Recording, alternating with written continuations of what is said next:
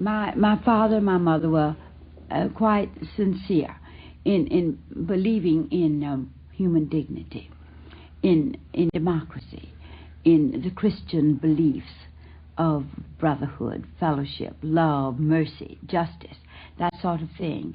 And yet, at the same time, they accepted the what I call the ritual of segregation, just as though it were something immovable.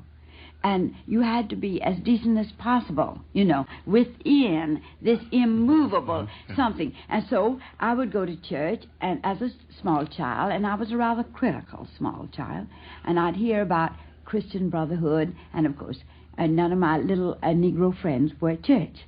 And I would come home and say, why? And always the questions were gently unanswered. The voice of a novelist from the Deep South.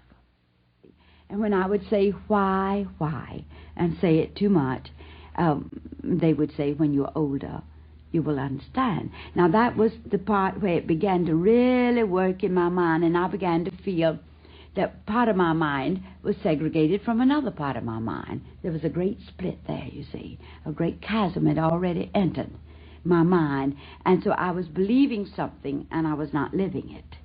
And that began to disturb me very much. Although in many ways I was just a kid, just a gay, funny, a ridiculous child. But in many ways I was asking what I always speak of as the great questions. Who am I?